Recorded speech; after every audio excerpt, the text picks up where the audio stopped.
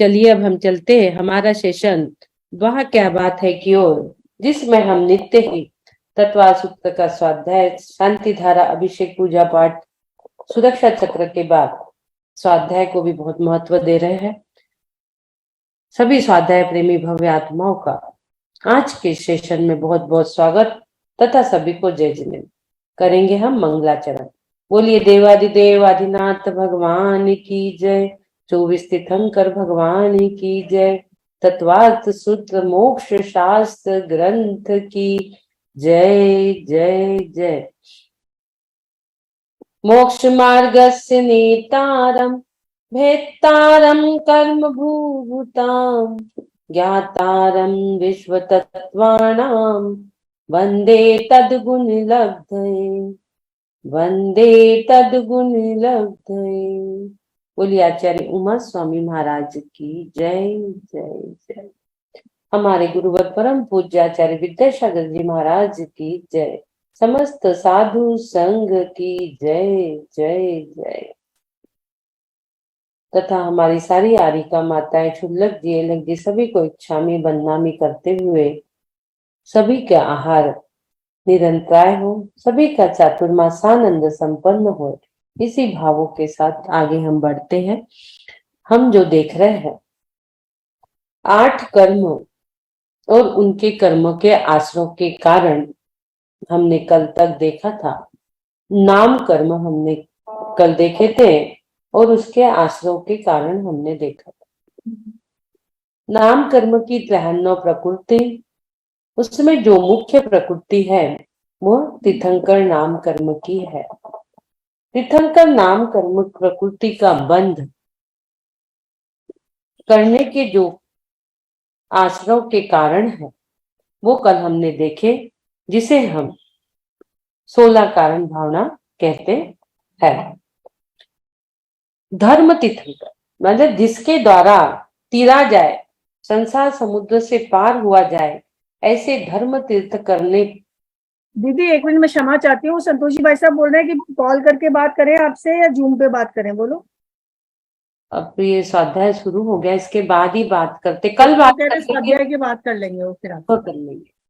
चलिए हाँ ठीक। तो 16 कारण भावनाएं जो है ये सर्वश्रेष्ठ जो प्रकृति उसमें है वो तीर्थंकर प्रकृति है।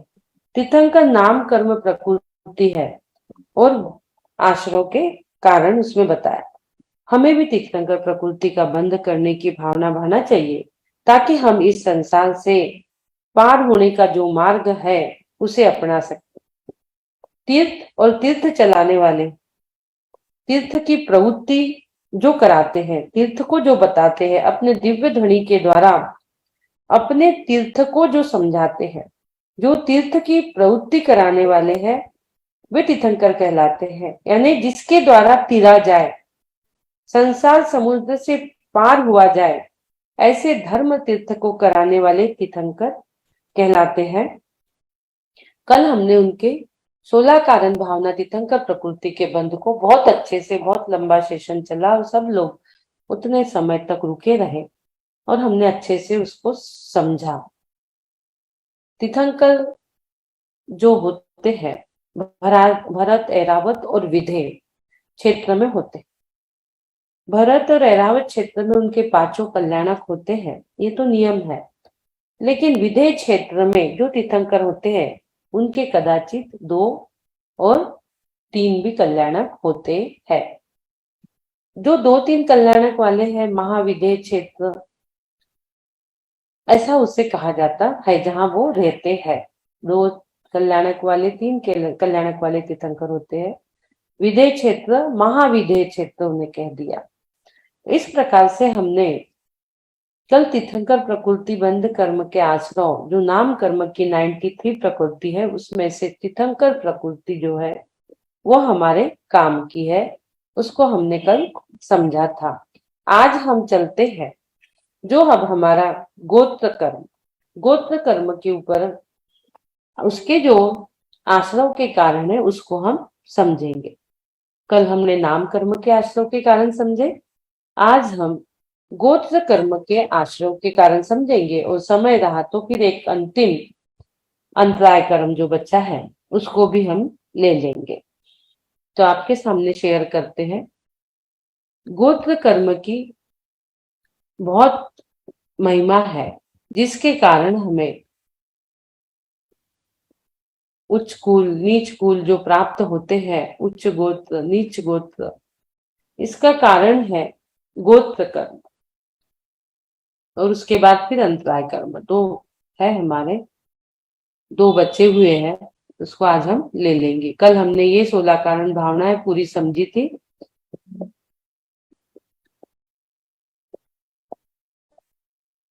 एक 16 कारण भावना ये थी, एक बार हम पढ़ेंगे। दर्शन विशुद्धि, विनय संपन्नता, शील व्रतेष्ण अतिचार, शील व्रत में अनतिचार, अभीक्ष्ण ज्ञानोपयोग, संवेग, शक्ति अनुसार त्याग।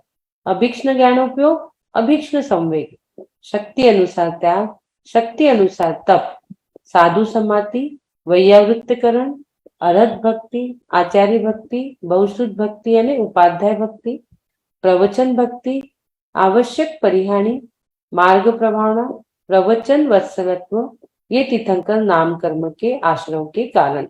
16 कारण भावना हमें भाने के लिए 16 को याद तो कर ही ले। इसमें प्रथम भावना जो है दर्शन विशुद्धि भावना, इसका बहुत महत्व है। ये है तो सब है, और ये नहीं है दर्शन विशुद्धि पहली तो बाकी भी कुछ काम की नहीं होती है। आप पूरी भावना 15 की 15 भालो और दर्शन विशुद्धि नहीं है तो वो कार्यकारी नहीं है। दर्शन विशुद्धि भावना आप भाते हो तो पूरी भावना उसी के अंतर्गत आ जाती है। आगे हम चलेंगे। हम श्लोक नंबर 25, नीज गोत्र के आश्रयों के कारण और उच्च गोत्र के आश्रयों के कारण, दोनों की ओर हम चलेंगे। पढ़ेंगे।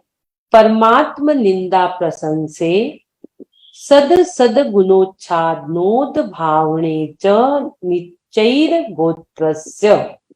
परमात्म निंदा प्रशंसे सद सद गुणोच्छादनोद भावने च निचय गोत्रस्य। निचैर पढ़ेंगे यहाँ पे, निचैर गोत्रस्य। परात्मनिंदा प्रशंसे सद सद गुणोच्छादनोद्भावने च नीचैर्गोत्रस्य। परात्मनिंदा प्रशंसे सद सद गुणोच्छादनोद्भावने च नीचैर्गोत्रस्य। परमात्मनिंदा प्रशंसे सद सद गुणोच्छाद नोद्भावने च निचैर्गोत्रस्य। परात्मनिंदा प्रशंसे सद सद्गुणोच्छादनोद्भावने च नीचैर्गोत्रस्य। परमात्मनिंदा प्रशंसे सद सद गुणोच्छादनोद्भावने च नीचैर्गोत्रस्य। परमात्मनिंदा प्रशंसे सद गुणोच्छादनोद्भावेन च नीचैर्गोत्रस्य। परमात्मनिंदा प्रशंसे सद गुणोच्छादनोद्भावेन च नीचैर्गोत्रस्य। चलिए संधि विच्छेद। पर आत्म निंदा प्रशंसे, पर प्लस आत्म प्लस निंदा प्लस प्रशंसे प्लस सद सद गुणोच्छादनोद भावने च। सत और असत गुण प्लस उच्छादन, तो सत गुण उच्छादन और असद गुण उच्छादन। उद्भावने च निचैर गोत्रस्य।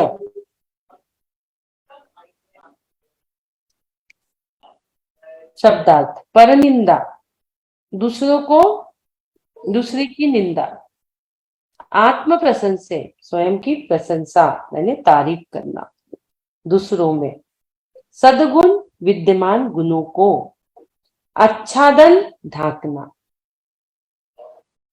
आत्म, अपने असद गुण अविद्यमान गुणों को उद्भावने प्रकट करना, च अन्य हिंसात्मक आदि अशुभ कार्य करना, निश्चैर नीचे पर गोत्रस्य, नीच गोत्रस्य गोत्र के आश्रव के कारण है। आत्म प्रसन्न, सद्गुणोच्छादन, असद्गुणों का उद्भावन, ये नीच गोत्र के आश्रव के कारण है। नीच गोत्र के आश्रव के विशेष कारण: 8 मत करना, दूसरों की हिंसा, अवज्ञा, अपवाद करना, धर्मात्मा पुरुषों की निंदा करना, अपनी प्रशंसा करना, गुरुओं का तिरस्कार करना, दोष प्रकट करना, विनय न करना, तीर्थ आदि की आज्ञा का लोप करना, दूसरों की निंदा और अपनी प्रशंसा करना नीच गोत्र का कारण है। देखिए कितनी बड़ी बात आचार्य ने इसमें लिखी है, जिसको हम बहुत इजीली लेते हैं। हम कितने आराम से किसी की भी बुराई आराम से कर देते हैं, हम सोचते ही नहीं है। हम लोग कितने इजीली, हमें कुछ पता नहीं रहता, हम किसी की भी बुराइयां करने बैठ जाते हैं और बहुत आनंद आता है, उसमें भी हम बहुत आनंद मनाते हैं। दूसरों की निंदा और अपनी प्रशंसा करना, और अपनी गुणों की अपने मुंह से ही हम तारीफ करते हैं, और जो उसमें विद्यमान गुण है उसको तो हम ढाक देते हैं अपनी अपनी तारीफ बताने के चक्कर में। उसके अंदर इतने अच्छे गुण है वो हम नहीं बता रहे कि वो इतनी सुंदर भजन गाती है, वो तो हम बात नहीं कर रहे। वो इतनी सुंदर सुबह पूजा पढ़ती है, डेली मंदिर जाती है, उसको तो ढाक दिए, और एक कुछ उसमें अवगुण है तो उसको डेली हम बताए जा रहे हैं।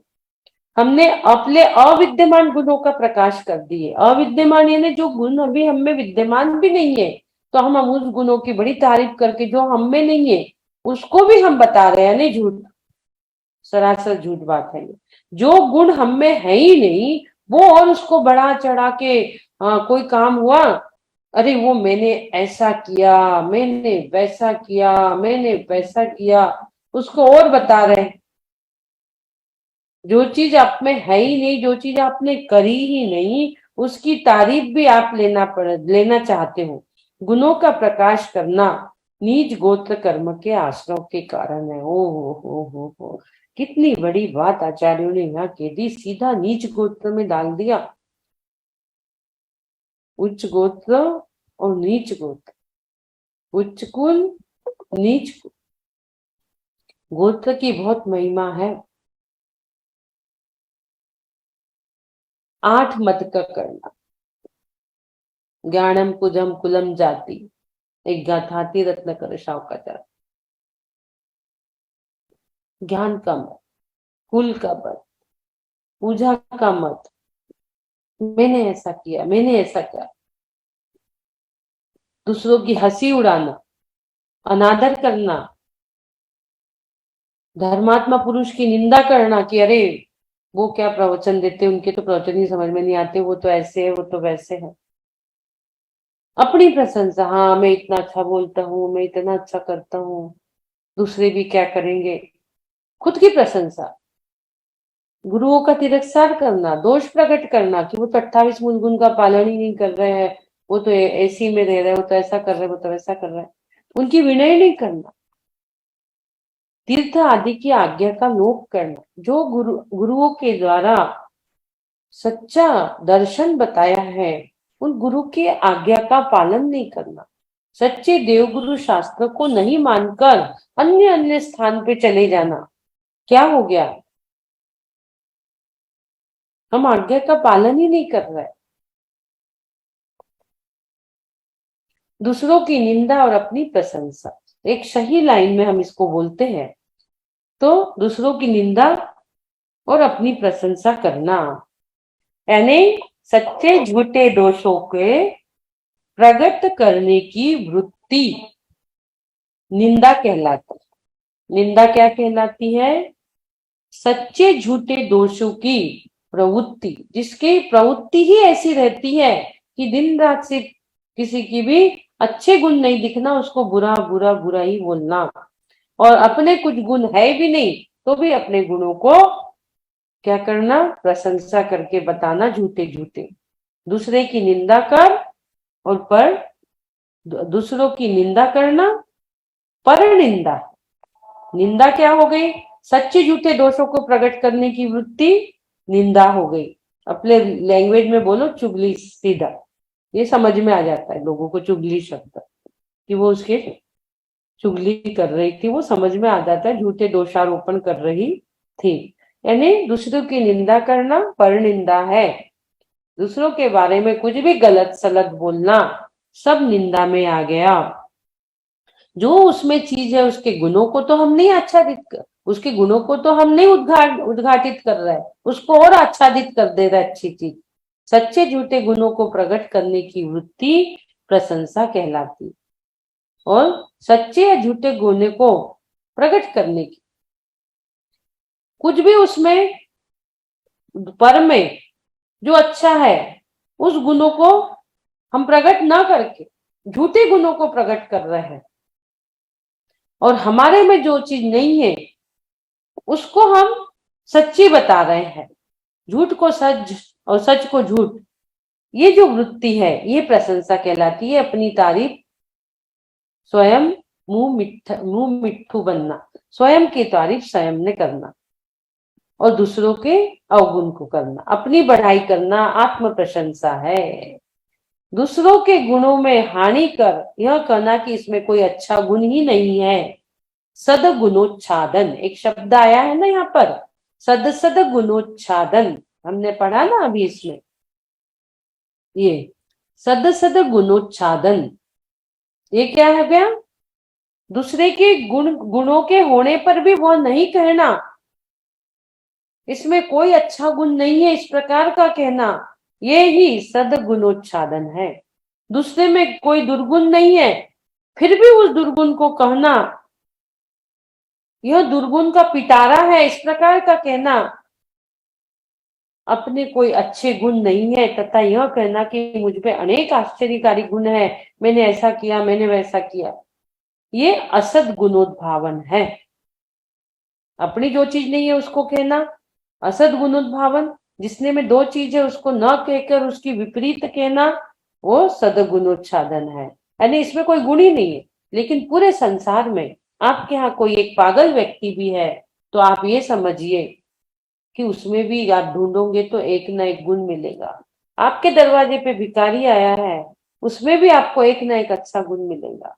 कितने भी बुरे इंसान क्यों ना हो जाए, आप देखना ढूंढोगे तो एक अच्छा गुण उसमें अवश्य ही मिलेगा। अपनी जाति का, कुल का, रूप का, बल का, विद्या का, ऐश्वर्य का, आज्ञा और श्रुत का गर्व करना, दूसरे की अवज्ञा अपवाद करना, दूसरे के यश को मलिन करना, दूसरे की कृति पर अपना नाम डालना, दूसरे को जो यश मिल रहा है उसकी अनुमोदना न कर कर उसको मलिन करना। चाहे का उसको अवार्ड मिला, पैसे से ले लिया होगा, उसने ऐसा कर लिया होगा, उसने वैसा कर लिया होगा, इस प्रकार का दूसरों की कृति पर अपना नाम डालना। जैसे धनंजय कवि ने नाममाला ग्रंथ लिखा था, भक्तांबर के पहले की जो कहानी की क्यों उनको 48 ताले में मुनिराज को डाला गया, और कवि जो कालिदास थे उन्होंने नाममाला ग्रंथ को अपना नाम दे दिया था माला मंजीरी करके उस ग्रंथ को, और कह दिया था राजा भोज से कि ये मेरी कृति है। उसी पर शास्त्रार्थ हुआ और आचार्य मानतुंग जी को 48 कोठी में बंद करना पड़ा। तो इस प्रकार का करना, अपना नाम डाल देना, निज गोत्र कर्म के आश्रय के कारण है। ओ हो, कैसे कैसे कारण है। छोटी छोटी हमारी रोजमर्रा की चीज ही आश्रय के कारण होते हैं, कोई अलग से कोई चीज नहीं होती। जो चीज हम प्रतिदिन कर रहे हैं वो ही चीज सारी यहाँ पे हमारे आश्रय के कारण होती है। यहाँ पर किस प्रकार से परमात्मा निंदा प्रसन्न से सद गुणोच्छादनोद भावने च निश्चय गोत्र, निज गोत्र का कारण सिंपल एक लाइन में हम समझते हैं, पर आत्म निंदा प्रसन्न से, पर की निंदा और स्व की तारीफ, पर आत्म निंदा प्रसन्न, दूसरों की निंदा अपनी प्रशंसा करना, विद्यमान गुणों को उसके ढाकना, और जो अपने में गुण नहीं है उसकी तारीफ कर करके बताना कि मैंने तो ऐसा करा, मैंने तो ऐसा पढ़ाया, मैंने तो ऐसा किया। दूसरे के पास बहुत अच्छे गुण है कि वो कितनी सुंदर पूजा पाठ करती है, कितना सबके गरीबों के लिए दान देती है, भोजन बांटती है, अनाथ आश्रम में जाती है। उसके इतने अच्छे गुण को ढाक दिए और अपना बता दिए कि मैं अनाथ आश्रम में भोजन बांटता हूँ, मैं गरीबों का ध्यान रखता हूँ, मैं ऐसा करता वैसा करता। परात्म निंदा प्रशंसे सद सद गुणोच्छादन, ये सदगुणोच्छादन है। एक नया शब्द आपको लग रहा है, सदगुणोच्छादन, अनेक गुण के होने पर भी गुणों को नहीं कहना, उसको आच्छादन कर देना, उसको ढाक देना दूसरे के गुणों को, और अपनी प्रशंसा करना नीच गोत्र के आश्रय के कारण है। आगे हम चलते हैं, ये हमने देखी आगे। अब उच्च गोत्र के आश्रय के कारण, तद विपर्यो निश्चैर्वृत्त्यनुत्सैकौ तद विपर्यो निश्चैर्वृत्त्यनुत्सेकौ चौत्रस्य। तद्विपर्ययो नीचैर्वृत्त्यनुत्सैकौ च तरस्य। पढ़िए। त्वद्विपर्ययो नीचैर्वृत्त्यनुत्सेकौ चोत्तरस्य।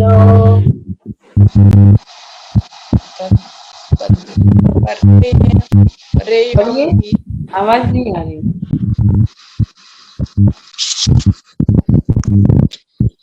तद्विपर्ययो नीचैर्वृत्त्यनुत्सैकौ चोत्तरस्य। हाँ, पढ़िए मीना जी। तद्विपर्ययो नीचैर्वृत्त्यनुत्सेकौ चोत्तरस्य। हाँ, पढ़िए। और कौन पढ़ना चाहता है? तत्पर्यो नीचैर्वृत्त्युत्सेको चोत्तरस्य। तत्पर्यो नीचैर्वृत्त्युत्सेको चोत्तरस्य। चलिए, बहुत सुंदर। चलते हैं हम इसके संधि विच्छेद की ओर। तद विपर्यो निश्चैर, तद प्लस विपर्य प्लस निश्चय प्लस वृत्ति, वृत्य यानी वृत्ति प्लस अनुसेकौ च उत्तरस्य, च प्लस उत्तरस्य। तत्, तत् यानी सब अपने म्यूट कर लीजिए। तत् यानी उसके, आपके, विपर्य, विपर्य यानी विपरीत, निश्चय यानी नीच, वृत्ति यानी वृत्ति से, अनुत्सेकौ मद अभिमान।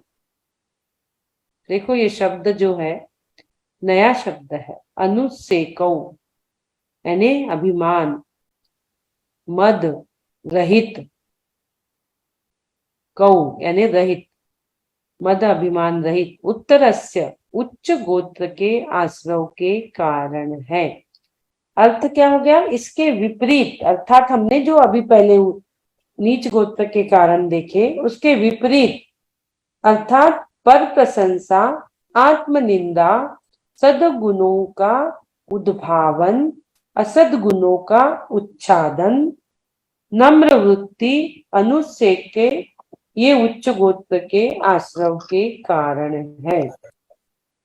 नीच गोत्र के आश्रय के कारण के विपरीत कारणों में तथा अनुत्सेक यानी मद रहितपना, अनुत्सेको यानी मद रहितपना से उच्च गोत्र का आश्रय होता है। किससे होता है? नीच गोत्र आश्रय के कारण बिल्कुल विपरीत कारणों में हमको जाना है। अर्थात क्या करना विपरीत? हमने वहां दूसरे की क्या की थी? नीच गोत्र के लिए खुद की प्रशंसा और दूसरों के गुणों को आच्छादित कर दिया था। यहाँ हम क्या कर रहे हैं?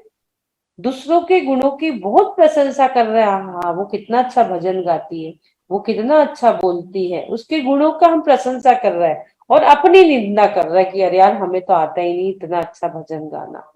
दूसरों के अच्छे गुणों को प्रकट करना, असमीचीन गुणों को ढाकना। दूसरों के अच्छे गुणों को प्रकट करना और बुरे गुणों को ढाकना। हमने देख भी लिए कि कोई महाराज जी माता जी वगैरह का आपको लग रहा है कि वो जैसे 28 गुण है वैसी क्रिया नहीं करते, फिर भी उसको ढाको, एकांत में जाके बताओ, मुंह पे नहीं बोलना है आपको, एकांत में जाके वो चीज बताना है। उनके असमीचीन गुणों को ढाकना, किंतु अपने समीचीन गुणों को भी प्रकट नहीं करना। अब यहाँ बात उल्टी हो गई है पूरे। अपने समीचीन गुण यानी अपने अच्छे गुणों को भी नहीं करना, अपने अच्छे गुणों को भी नहीं करना। गुणीजनों के सामने बहुत विनय से नम्र से रहना। ये नहीं गुणीजनों के पास गए अपनी अपनी प्रशंसा में ऐसा कर रहा है, मैं ऐसा कर रहा है, मैं ऐसा कर रहा है, मैं ऐसा कर रहा है, नहीं। उनके सामने विनयवान और नम्रवान बन के रहना। उत्कृष्ट ज्ञानी तपस्वी होते हुए भी उसका घमंड मद नहीं करना। ये सब उच्च गोत्र के आश्रव के ज्ञान कारण है। न ज्ञान का मत करना है आपको, न पूजा का, न कुल का, न जाति का। जैसे मारीची ने क्या करा था महावीर के जीव ने, मेरे नाना पहले तीर्थंकर और मैं आखिरी तीर्थंकर बनने वाला हूँ। मद आ गया था, कितने कितने बहुत तक उसको कितनी पर्यायों में जाना पड़ा, बहुत मुश्किल से। फिर कहाँ पहले आदिनाथ भगवान के समूह शरण में बैठे जब उनको तीर्थंकर बनने वाले थे, और कहाँ उनको कौन सा बंद हो गया, मद कर लिए कि मेरे नाना तो प्रथम तीर्थंकर है और मैं भी तीर्थंकर बनने वाला हूँ। इतने से मद ने उनको कितने भाव तक रुलाया था। तो इस प्रकार से किसी भी जीव कौन से गोत्र का उदय होता है, ये अभी बात हम अभी लेंगे। हम ये देख रहे हैं उच्च गोत्रों के आश्रव के विशेष के कारण। अभी हमने इसके पहले देखा था नीच गोत्र के आश्रव के कारण। अब उसके विपरीत कर दो, उच्च गोत्र के आश्रव के कारण। 8 मदरूप निमित्त प्राप्त होने पर भी स्वयं को उच्च न समझना। हमें 8 जो मदरूप है, ज्ञानम कुजम कुलम जाति रत्नत्रय सावकाचार में एक गाथा है, वो मैं थोड़ी सी भूल रही हूँ, इसमें माणे मनुष्यता तो है।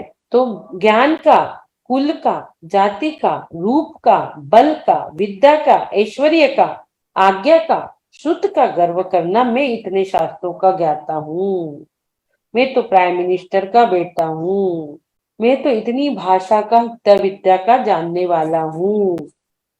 इस प्रकार के, हाँ, तो इस प्रकार से यहाँ पर 8 मतरूप निमित्त प्राप्त होने पर भी स्वयं को उच्च न समझना। ये निमित्त हमें मिल रहा है, हमारी भलाई तारीफ कर रहा है कोई, ऐसा ज्ञान है, ऐसा पढ़ाते हैं, ऐसा करते हैं, वैसा करते हैं, भाई ऐसे है, वो ऐसे जाति से है। जाति किसकी होती है? माता की। और कुल किसका होता है? पिता का। तो वो ऐसी जाति से, वो ऐसे कुल से है, उसके पिता तो राजा महाराजा के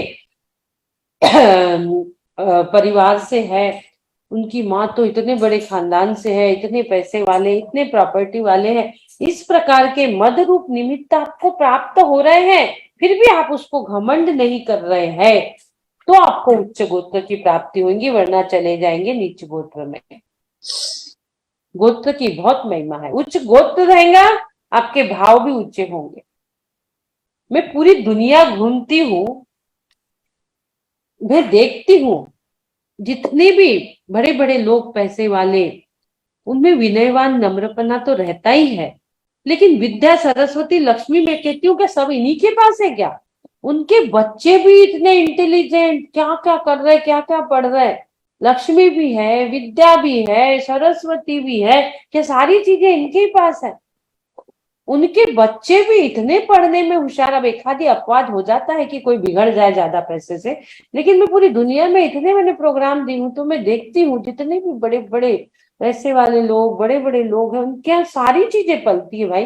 वो इतने इंटेलिजेंट भी इतने होते हैं, इतने होशियार भी होते हैं, और वो पढ़ाई भी इतनी करते हैं, इधर जाएंगे उधर जाएंगे, अमेरिका लंदन यहाँ वहां जा जाके पढ़ते हैं, इतना विद्या का अर्जन भी वो करते हैं। विद्या सरस्वती लक्ष्मी सब उनके पास, और फिर भी वो इतने विनयवान रहते हैं। तो मद हमें नहीं करना चाहिए, अन्य जीवों की अवज्ञा नहीं करना। कोई भी जीव है तो उसको अपन को अवज्ञा उसकी नहीं करना। कोई चीज कोई बता रहा है, सुन लो, कर हमें उतनी क्षमता ही नहीं कि आगे वाले की सुने, हम तो अपनी बताने में लगे हुए हैं। किसी जीवों का घात भी नहीं करना, दूसरों की निंदा, ग्लानि, अपवाद, हंसी करना छोड़ देना है। दूसरों की निंदा नहीं करना, ग्लानि नहीं करना, अरे इसका शरीर कितना दुर्गंधित है, अरे यार स्मेल आ रही, ग्लानि हमें नहीं करना है, नहीं तो अगले जन्म में हमें भी दुर्गंधित शरीर मिलेगा। एक कथा आती है ना उसकी, सती की, एक उनने किसी मुनिराज पर थूक दी थी, तो उसको जो शरीर मिला था वो दुर्गंधित शरीर मिला था, दुर्गंधा नाम। सुगंधलक्ष्मी की। सुगंधलक्ष्मी की कथा आती है ना, दुर्गंधा। तो किसी पे ग्लानि मत करो, अपवाद, हंसी करना, धर्मात्मा जनों का आदर सत्कार करना, गुरुओं को देखते साथ ही उठ खड़े होना, हाथ जोड़ना, नम्रीभूत होना, वंदना करना, वह सब विनय में आ जाती है।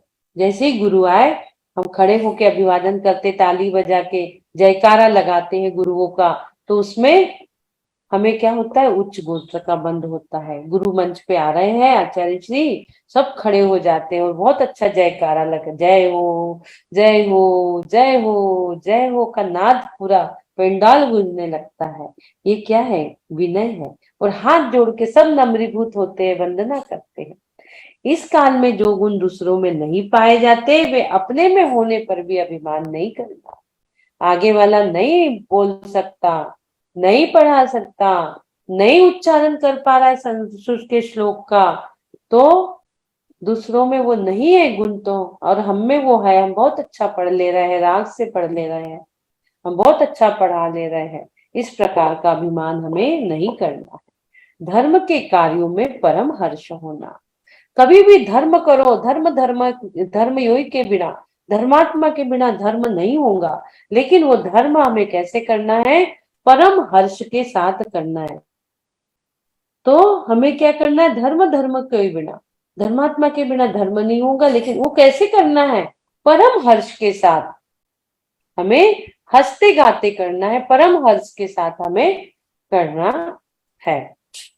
कभी भी धर्म को बड़े सहजता से, बड़े आनंद पूर्वक, बड़े सरल स्वभाव से करना है। इस प्रकार से हमने उच्च गोत्र और नीच गोत्र दोनों के आश्रय के कारण देखे। शॉर्ट में दूसरे के गुणों की प्रशंसा करो, अपने गुणों की खुद स्वमेव मत करो, खुद मियाँ मिट्टी मत बनो, खुद के प्रशंसा खुद मत करो, और अपने गुणों की धाक और दूसरों के गुणों का उघाड़, ये जो आप करोगे, पर आत्मनिंदा प्रशंसा से पर के आत्मा की प्रशंसा करोगे और अपनी निंदा करोगे, मतलब अपने गुणों को ज्यादा नहीं बताओगे, तो ये आपको उच्च गोत्र का कारण है। और दूसरों की निंदा करेंगे तो नीच गोत्र चले जाओगे, खुद की प्रशंसा करोगे तो। एक छोटे से शॉर्ट में समझाया किस जीव के कौन से गोत्र का उदय होता है। नीच गोत्र नारकी, तिर्यंच, अपर्याप्त। उच्च गोत्र देव, भोगभूमिया, मनुष्य। दोनों में से कोई भी एक पर्याप्त कर्मभूमिया मनुष्य, दोनों में से कोई भी एक कर्मभूमि का उच्च गोत्र नहीं तो नीच गोत्र रहेगा। हमें इतना ही समझना है। चलिए आगे। अंतराय कर्मों के आश्रय के कारण अब ले लेते हैं, टाइम तो है हमारे पास, एक ही बचा है अंतिम सूत्र। अंतराय कर्मों के आश्रय के कारण विघ्न कर्मंतरायस्य, विघ्नकरन्मन्तरायस्य, विघ्नकरण मंत्रायस्य पढ़ेंगे, अनम्यूट करिए। विघ्नकरण मंत्रायस्य, विघ्नकरण मंत्रायस्य, विघ्नकरण मंत्रायस्य। पढ़िए मीना जी। विघ्नकरणमंत्रायस्य, विघ्न नहीं, विघ्न आधा घ उसमें न, विघ्न नहीं, विघ्न कर, विघ्नकरणमंत्रायस्य। चलिए शब्दार्थ। विघ्न करणम प्लस अंतरायस्य, विघ्नकरण मंत्रायस्य।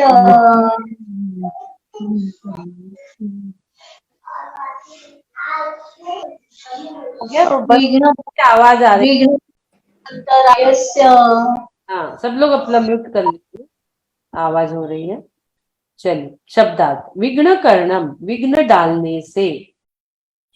अंतरायस्य, अंतराय कर्म का आश्रव होता है। दानादि में विघ्न डालना अंतराय कर्म का आश्रव है। अंतराय कर्म को एक भंडारी की उपमा दी गई है। जिस प्रकार भंडारी राजा को दान देने में अवरोधक बनता है। इसके पहले हमने उच्च गोत्र और नीच गोत्र देखे, और अब हम देख रहे हैं अंतराय कर्मों का आश्रव। दानादि में विघ्न डालना अंतराय कर्म के आश्रव के कारण है। अंतराय कर्म के कार्य इनमें बाधा डालना, दान में, लाभ में, भोग में, उपभोग में, वीर्य में। ये पहले गइएगा था, दान लाभ भोग उपभोग वीर्याणिच, जब हमने वो पढ़े थे 5 ज्ञान, जब ये हमें गया है। तो निज पर के उपकार के लिए देना, दान क्या है? निज और पर के उपकार के लिए दान देना। अब इसमें कोई अंतराय डाल दे, देने ना दे दान, तो वो अंतराय कर्म है। अंतराय कर्म यानी क्या हो गया? डिस्टर्बेंस, बाधा, किसी भी चीज को रोक लगा देना। स्पीड ब्रेकर, स्पीड ब्रेकर या सिग्नल जहां रुकना पड़ता है हमें। तो पर के दान, लाभ, भोग, उपभोग, वीर्य में विघ्न डालने से अंतराय कर्म का आश्रव होता है। अर्थात दान देने में विघ्न करने से दानांतराय हो गया। क्या हो गया? दानांतराय हो गया। लाभ अंतराय कब हो गया? जब हमें फायदा होने वाला है किसी चीज का और वो नहीं होता, उस फायदा में, उस लाभ में विघ्न डल जाता है, वो लाभांतराय कर्म का आश्रय हो गया। अब दानांतराय और लाभांतराय कैसा होगा? हमारे यहाँ आचार्य गुरुवर जी के पड़गाहन करके हमने अपने रूम में ला लिए, अपने घर में पड़गाहन करके ला लिए। गुरुजी पाटा पे बैठ गए और अब उनको वहां पर आसपास चींटियां दिख गई, तो वो उठ के चले गए। तो क्या हो गया? दानांतराय कर्म का बंध, मतलब अंतराय कर्म हो गया। वहां दानांतराय हो गया और लाभांतराय दोनों भी हो गए। हम देने वाले थे, हमारा आहार दान का दानांतराय कर्म हो गया। गुरु जी को आहार मिलने वाला था, उनका लाभांतराय कर्म का आश्रय हो गया। भोग, उपभोग और वीर्य। भोग यानी क्या? जो एक बार भोगने में आए, जैसे हम भोजन करते एक बार खा लिया। लेकिन उपभोग यानी जो बार बार भोगी जा सकती है, यानी कपड़े, वस्त्र आदि हम बार बार धो धो के बर्तन आदि यूज कर लेते हैं। भोग, उपभोग। अब भोजन आप करने बैठे, किसी का फोन आ गया, अर्जेंट में आपको जाना पड़ गया, आपका भोग अंतराय कर्म का उदय। उपभोग, आप उस चीज को बार बार यूज कर रहे थे, उस चीज को बार बार, लेकिन वो चीज चोरी हो गई। बहुत अच्छी चीज थी, एक बार आपने नेकलेस पहना, आपको लगा मैं फिर पहनूंगी और दूसरी शादी में भी, पर वो चोरी हो गया। इतना अच्छा क्या हो गया? उपभोग में अंतराय आ गया, दूसरी बार आपको यूज करने की इच्छा हो रही थी। वीर, शक्ति, बल। वीर यानी वीर अंतराय, शक्ति और बल। आपके पास शक्ति है, उभाला फेंक और गोला उठाने की जो शक्ति होती है, आपके पास बहुत शक्ति है, बहुत बल है, आप इतना केजी उठा सकते हो, इतना कर सकते हो।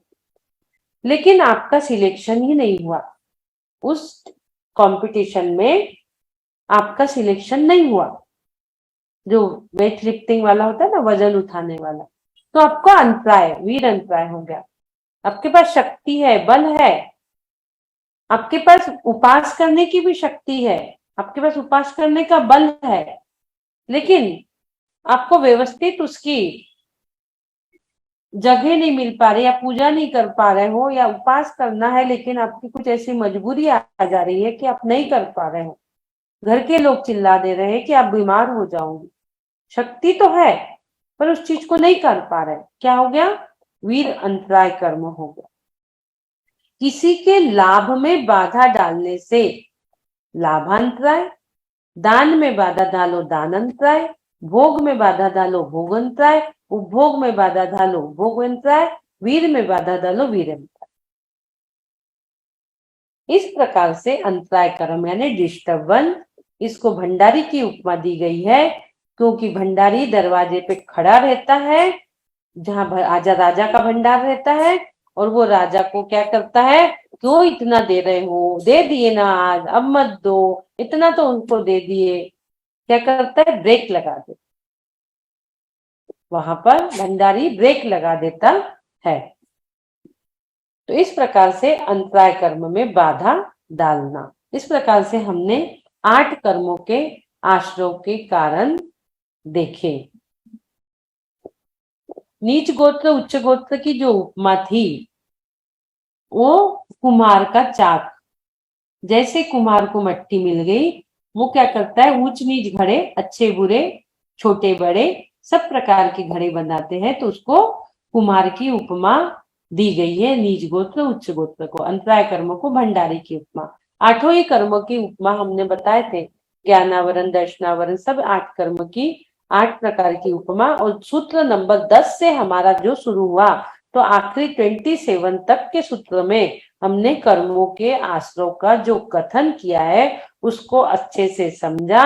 जैसे कि दान देने का भाव से किसी को अंतराय किया तो उस समय उसके जिन कर्मों का आश्रय हुआ, यद्यपि वह जो कर्म का आश्रय हुआ वो भलाई हमने काय में पढ़ा, अंतराय कर्म में, बट सिर्फ एक अंतराय कर्म ही नहीं बना, उससे क्या हुआ, हमारे जो 8 कर्म है उसमें 7 कर्म निरंतर बन रहे हैं, तो वो उस समय जिन कर्मों का आश्रय हुआ वो 7 कर्मों में बट गया। तथापि उस समय दानांतरय कर्म से अधिक अनुभाग पड़ा और अन्य प्रकृति में मंद अनुभाग पड़ा। दानांतरय से वहां पर ज्यादा कर्मों का बंध हो गया, लेकिन वो बाकी कर्म रूप भी परिणमित हुआ। ज्ञानावरण दर्शनावरण सारे आ गए उसमें,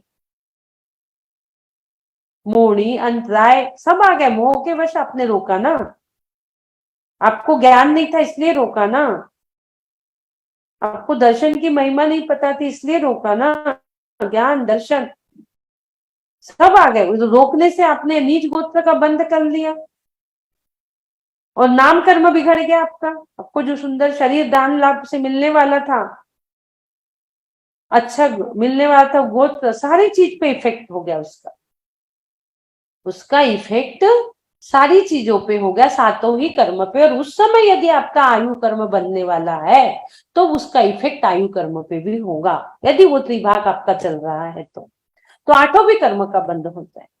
कार्य तो हम एक करते हैं लेकिन वह 8 कर्म रूप परिणमित हो जाते हैं। भोजन तो हम एक ही खाते हैं, बट क्या होता है, जितने हमारे बॉडी के ऑर्गन्स है सबको क्या चीज की जरूरत है उसमें वह परिवर्तित हो जाता है। प्रकृति प्रदेश स्थिति अनुभाग बताए थे हमने। प्रकृति और प्रदेश जो 4 पांदान बनाए थे, तो प्रकृति प्रदेश योग के निमित्त से होता है, स्थिति अनुभाग कसाय भाव के निमित्त से होता है, जो मैंने आपको हैंड से एक पांदान बना के बताई थी।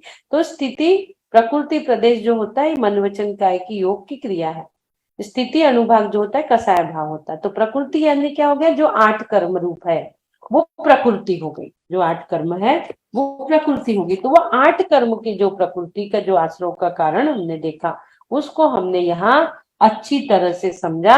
जिस चीज का जो अंतर डाल रहा है उसका उतना अनुभाग में जो फल देने की स्थिति है, प्रकृति प्रदेश स्थिति अनुभाग, अनुभाग यानी क्या हो गया, फल देने की स्थिति, स्थिति फल देने का काम जो है वो अनुभाग हो गया, और स्थिति यानी कितने समय तक। तो इसमें क्या हो गया, हमने जो भी अंतराय कर्म डाले उसका जो दानांतराय कर्म जो है इसका अंश उसमें ज्यादा रहेगा, और बाकी जो 7 कर्म है, 6 कर्म मान लो, उस पे थोड़ा थोड़ा इफेक्ट होगा, 10-10% मान लो, वो भी कर्म बनेंगे। कार्य एक लेकिन बंध 7 कर्मों का आपको हो रहा है, ये बात आप ध्यान में रखिए।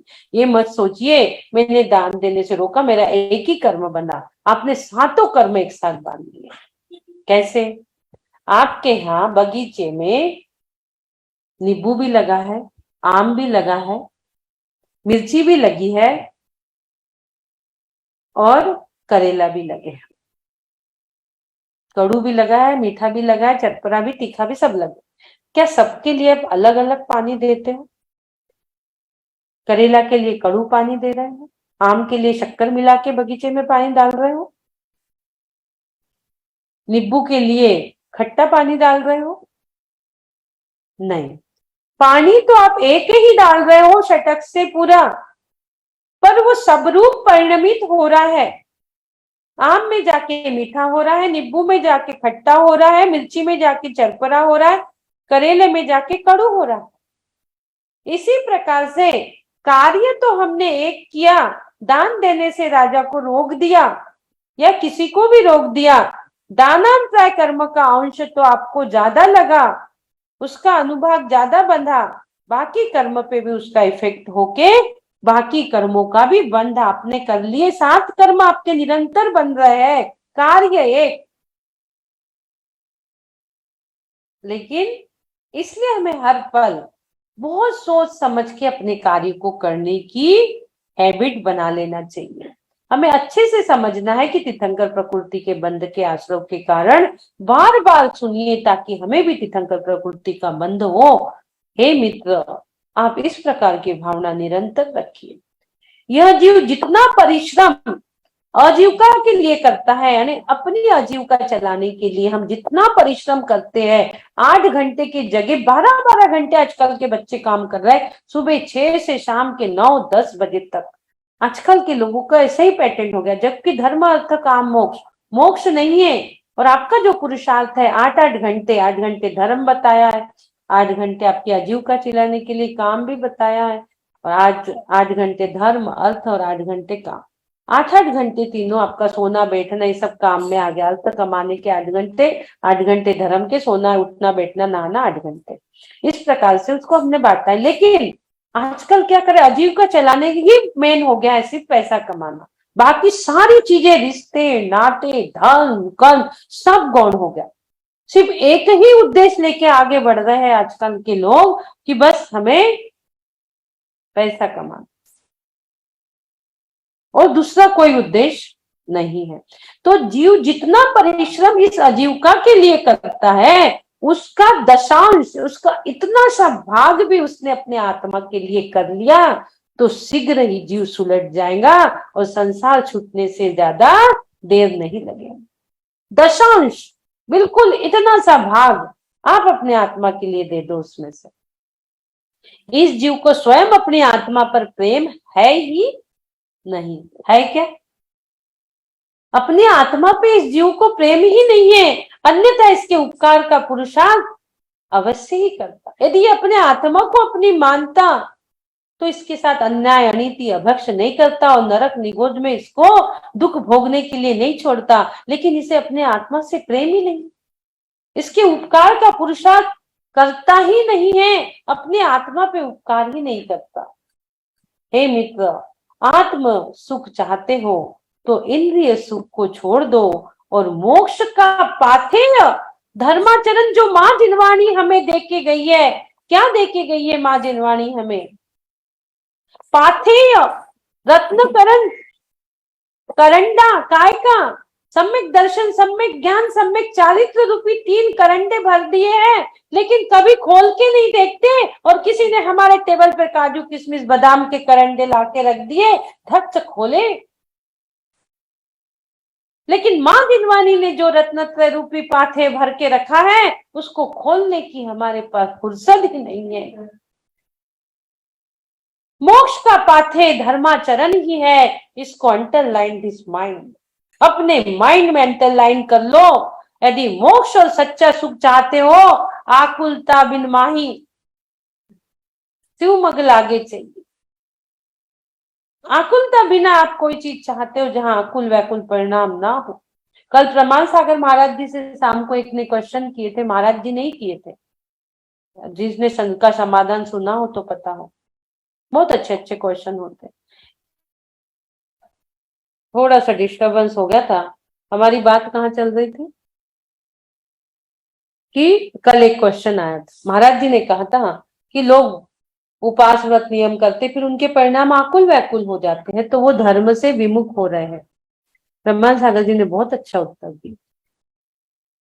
भाई आपसे एकासन करके नहीं हो रहा है, निर्जल करके नहीं हो रहा तो एकासन करो, एकासन करके नहीं हो रहा तो 2 आसन करो, बाकी दिन भर खाने से तो बच गए।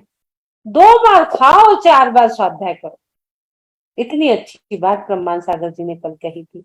तो क्या हो गया, मोक्ष का पाथे धर्माचरण ही है। वो रत्नकरण जो 3 करंडे रख के गए हैं हमारी जिनवानी माता ने, 3 पाथे हमें जो दिए हैं, सम्यक दर्शन, सम्यक ज्ञान, सम्यक चारित्र रूपी, उसे हमें खोल के देखना ही पड़ेगा। भैया बंधन की चाह तो मूर्ख क्या पशु भी नहीं करता, किंतु फिर भी आप शरीर परिवार आदि बंधन उसी में जुड़ाव, उसी की चीज संभाल आदि करते आए हैं अनादि से, और आज भी कर रहे हैं और अभी तक कर रहे हैं। तो आत्म सुख से रहित कैसा बहिरात्मा मिथ्या दृष्टि हम हो रहे हैं, पूरे बाहर में दृष्टि है बहिरात्मा, हमें अंतरात्मा में दृष्टि डालना है। अंतर में एक नजर देख ले अपने अंदर तो तर जाएगा इस संसार से। एक बार अंतर में देखो, अंतरात्मा बन जाएगा, और उस अंतरात्मा को परमात्मा से मिलन भी तुम करा सकते हो। यह जो मिथ्या दृष्टि बहिरात्मा जीव पुद्गल में रचा पचा है, इसे तो शरीर का भी सुख चाहिए तथा आत्मिक सुख भी, किंतु ऐसा 3 काल नहीं हो सकता कि शरीर बस कभी सुख ले लूं और आत्मा कभी सुख ले लूं, संभव ही नहीं है। हे भव्य, इस अति दुर्लभ नरदेह एवं धर्म को पाकर एक पल भी व्यर्थ ना गमा। मात्र मात्र मात्र मनुष्य पर्याय ही तुझे कर्म निर्जरा के लिए मिली है, यहीं पे तुम संयम धारण कर सकते हो। बाकी तिर्यंच बन गए, नरक चले गए तो क्या करोगे? आत्मिक सुख उस तरफ दृष्टि आपको डालना है, लेकिन हमारी दृष्टि शरीर सुख के है, हम उसी की तरफ रचे पचे हैं दिन रात। हम दोनों चीज एक साथ करना चाहते हैं, हमें ऐशो आराम भी मिल जाए और आत्मिक सुख भी मिल जाए, नहीं हो सकता। चाय पत्ती और शक्कर के लिए 2 डब्बे लगेंगे, एक ही डब्बे में शक्कर चाय पत्ती भर दोगे तो आपकी चाय का बैलेंस बिगड़ जाएगा। चाय आपको कहीं कड़ू लगेंगे, नहीं तो ज्यादा मीठी हो जाएगी। इस प्रकार से हमें अपने भावों की संभाल कर उच्च गोत्र की प्राप्ति कर, जैन धर्म का सत्समागम कर, साधुओं का उच्च कुल को पाना, साधुओं की सत्संग और हमारे षटकर्मों को हम नित्य ही करते रहे। इसी भावों के साथ आज हम यहाँ पर 8 कर्मों के आश्रय को जो हमने समझा है, 8 कर्मों के आश्रय के कारण को हमने यहाँ अच्छी तरह समझा। बोलिए द्वादशांग जिनवाणी माता की जय। सभी लोग तीर्थंकर प्रकृति का बंद करें, सभी के अंदर 16 कारण भावना बढ़ने की इच्छा उत्पन्न होए। इसी भावों के साथ द्वादशांग जिनवाणी माता की जय जय जय। निज निधि निज में बताई, यह अनंत उपकार है, इसलिए जिनवाणी माँ को वंदना 7 बार है। इसलिए जिनवाणी माँ को वंदना 7 बार है। इसलिए जिनवाणी माँ को वंदना 7 बार है। सहजानंदी शुद्ध स्वरूपी अविनाशी है आत्म स्वरूप। सहजानंदी शुद्ध स्वरूपी अविनाशी है आत्म स्वरूप। सहजानंदी शुद्ध स्वरूपी अविनाशी है आत्म स्वरूप। देह परे पर में नहीं मरता, अविनाशी है आत्म स्वरूप। बोलिए द्वादशांग जिनवाणी माता की जय। समस्त साधु संतों की जय जय जय। हमारा 7वां अध्याय, 6ठा अध्याय निर्विघ्न संपन्न हुआ। प्रभु को धन्यवाद, आप सभी को बहुत बहुत धन्यवाद जो इतने तत्प्रति प्रीति चित्ते न बड़े ही प्रीति चित्त से इतने सारे लोग एक साथ यहाँ पर पढ़ रहे हैं, सीख रहे हैं, वो भी ऑनलाइन जूम के माध्यम से। सभी को बहुत बहुत धन्यवाद धन्यवाद धन्यवाद। अनुमोदना अनुमोदना अनुमोदना बारंबार, अनुमोदना अनुमोदना अनुमोदना बारंबार। दीदी बहुत बहुत अनुमोदना, बहुत अच्छा, हमने घर बैठे 6 अध्याय पूरे कर लिए, अपने आप में बहुत बड़ी बात है और इतने सारे लोगों ने किया। और दीदी जैसे आपने अभी दानंद राय का बताया, कल महाराज जी ने बड़ा अच्छा एग्जाम्पल दिया कि बिल्कुल आपके वाली बात थी, उन्होंने भी कल कोई बोली, कहते कि किसी ने मुझे कहा किसी के घर श्रावक के यहाँ आहार के लिए गए, वहां पर अंतराय हो गया, ऐसे उदाहरण बता रहे थे। तो श्रावक कहता है, बड़े आराम से कहता है, अरे आज तो महाराज जी के अंतराय कर्म का उदय था, हो गया तो हो गया, आज उनका अंतराय क्या कर सकते हैं।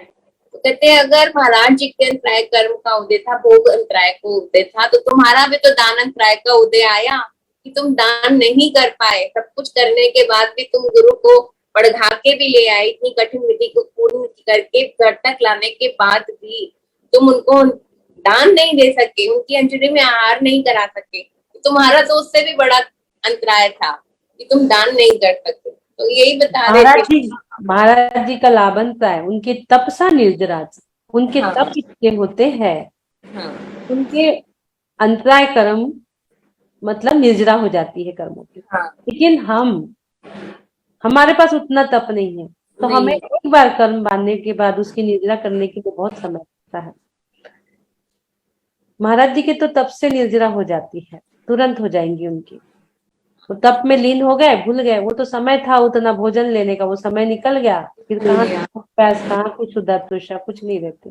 यहाँ पर ना समय सार की गाथा चल रही है आजकल, समय सार के ऊपर ही प्रवचन दे रहे हैं महाराज जी, पूरा प्राकृत के ऊपर, और एक एक गाथा एक एक सूत्र याद है उनको, और कहीं से भी कुछ भी पूछ लीजिए ऐसा, मतलब वही दीदी आपको लगता है देखकर कितना आपने भी कितना ज्ञान भरा हुआ है। अभी तो बात की ज्ञानम कुड़म हम तो इतना सुनने के बाद सब भूल जाते हैं, अभी सुना अभी सब इन्हीं भावों में है, लेकिन उसके बाद फिर भूल जाएंगे कि क्या पढ़ा था क्या था। हाँ, सुनने के बाद ये जरूर रहता है दिमाग में कि हाँ हमने ये सुना हुआ है, तो हमारे को याद है। आज हमारा 7वां अध्याय फिनिश हुआ, कल का दिन हो रहा है, परसों से हम लोग 6वां 12वां 7वां अध्याय रहा, परसों से संडे से हम लोग है नहीं, 1 वीक राजस्थान घूमने जाएंगे, 21 तारीख को लौटेंगे। मतलब घूमने नहीं जा रहा है, कहने में घूमने आता है। और जैन साहब के गांव के भी एक महाराज जी चांदखेड़ी में है, तो उनका भी फोन आया, बुला रहे थे, मतलब वहां से हमें कॉल आया कि आप लोग आइए, चांदखेड़ी में है सुल्लभ जी। तो हम लोग 1 वीक के लिए तीर्थ यात्रा पे जा रहे हैं पूरे राजस्थान की। तो हमारा जो सेशन है ये हम आने के बाद ही करते हैं, पर आने के बाद भी सिलीगुड़ी के प्रोग्राम का चल रहा है। सिलीगुड़ी वाले बहुत दिन से पीछे पड़े हुए हैं, उनको मैंने डेट दे देखी है आने के बाद। फिर राखी भी है, तो रक्षाबंधन के बाद शुरू करते हैं, फिर आने के बाद 7वां अध्याय। हमारा जो रिवीजन क्लास है वो हमारी 5वें 6वें अध्याय की आने के बाद हम 22 23 24 को ले लेंगे, फिर 25 तारीख को फिर मुझे जाना है। तो रिवीजन क्लास जब हम ले लेंगे, कल देखते जुड़े या न जुड़े, मैं आज ही बाहर से आई हूँ तो मुझे तैयारी भी है जाने की, करना है। कल मैं जुड़ गई तो ठीक है, नहीं जुड़ी तो आप लोग कुछ भक्तांबर आदि ले लीजिए, अपना 1 वीक का प्रोग्राम आप बना दीजिए, किसको क्या लेना है, मेडिटेशन आदि। और रेखा जी का जो खंड पाठ हमें करना है, यदि कल सुबह 7 बजे आप शुरू कर देते हैं, है क्या लोग तैयार पढ़ने के लिए, तो 12 घंटे का शाम तक रख लो या परसों तक रख लो, या जमता है क्या? मैं भी बाहर जा रही हूँ कल से। अच्छा, आप भी बाहर जा रहे, चलो ठीक है, आने के बाद करते 21 तारीख को। आने के बाद हाँ, आने के बाद 22 तारीख अपने पास समय है। दीदी कल संगीता जी भी नहीं है, मैं भी नहीं हूँ, और शायद दीपा जी। अच्छा ठीक है, बहुत सारे लोग नहीं है, कोई बात नहीं, एसपी जैन साहब से बोल देंगे, बहुत सारे लोग नहीं है। आने के बाद 22 तारीख को अखंड पाठ कर लेंगे, 22 तारीख तक तैयारी कर लेंगे, कर सकते हैं। हाँ, 22 तेईस 2 दिन हमारा अखंड पाठ चलेगा, और फिर 30 तारीख को राखी है, राखी के बाद हम 7वां अध्याय शुरू करेंगे, ठीक है। चलिए 2 अध्याय हो गए निर्विघ्न, 5वां 6वां, अब 7 8 9 3 और बचे हैं, 10 4 6 तक 8 पहुंच गए। बहुत 7 मुश्किल 8 से 9 स्वाध्याय होता है, कितने विघ्न कितने अरे अंतर। अच्छा है ना, धीरे धीरे क्या हो रहा है तो रिवीजन करने का हम लोगों को समय रहता है कि हम फिर से बार बार आपके हाँ वीडियो ये भी सुने बात और है, फिर से कर ठीक है सकते ना। हैं ना, हाँ ये उसको भी अच्छे बात है। तरीके से अपने एक अंदर उतार क्वेश्चन लें। था दीदी, एक क्वेश्चन था। अभी आपने बताया कि उनके धोते को ये हुआ कि मेरे नाना तो प्रथम तीर्थंकर थे, मैं सबसे आखिरी बनूंगा। वो धोते थे कि पोते थे? होते थे वो, पोते देखो। थे ना। हाँ, मारीची का जीव अब उनने होता ये था। नहीं बोला मैं सबसे आखिरी बनूंगा, उसका घमंड नहीं था। उसको ये था, घमंड इस बात का था कि मैं भी तीर्थंकर बनने वाला हूँ, आखिरी तीर्थंकर मैं बनने वाला हूँ। अच्छा, हाँ, हाँ। मेरे नाना भी तीर्थंकर, मैं भी नहीं तीर्थंकर। नाना की दादा? दादा। नाना थे ना? तो धोते नाना हुए ना दीदी। नहीं नहीं, दादा। कंफ्यूजन हो रहा है। दादा दादा। दादा। यही मेरे को ना तब से दादा मैंने कहा दादा थे वो। दादा दादा दादा। दादा कि मेरे दादा भी तीर्थंकर बनने वाले हैं और मैं भी मैं भी तीर्थंकर तीर्थंकर बन। बनूंगा। हाँ, तो उसको, मारीची को घमंड आ गया था, तो कितने भाव भाव उनको भटकना पड़ा। जब सिंह की पर्याय में आए 10 भाव पहले, जब वहां पर उनका संबोधन किए 2 मुनि राजों ने, जो सर्वार्थ सिद्धि से मुनि राज आए और उनका संबोधन किए, जब वो मांस भक्षण कर रहे थे, हिरण को खा रहे थे, तो अरे ये होने वाले तीर्थंकर है, ये क्या कर रहे हैं। तो वही उनका संबोधन किए और वहीं से उनने अनुव्रत धारण किया शेर ने। और वो वहां पे क्या करता था, नदी का बहता हुआ जल, जो प्राकृतिक जल रहता वो, और सूखे पत्ते खाता था। मतलब वो तिर्यंच में भी नियम ले सकते हैं, मनुष्य पर्याय में अच्छे से ले सकते, तिर्यंच में भी नियम का पालन। चलिए प्रतिक्रमण कराओगे, कौन करा रहा है? बंद कर दीजिए, आवाज हो रही है। मैं करवा रही हाँ हूँ, लेकिन करवा। मेरे पीछे बड़ा शोर है। लेकिन हाँ मेरे पीछे वो माइक शुरू हो चुका।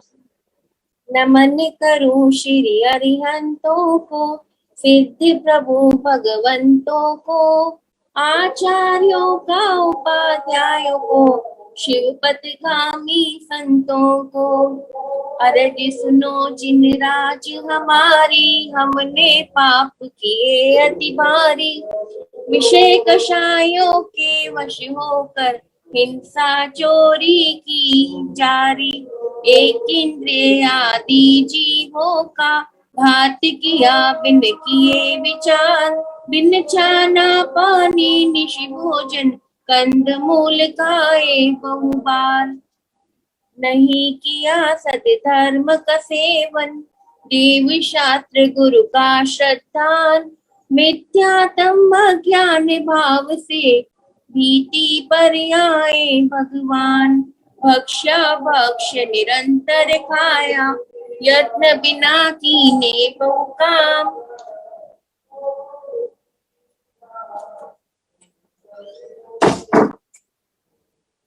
भक्षा भक्ष निरंतर खाया, यत्न बिना कीने बहु काम।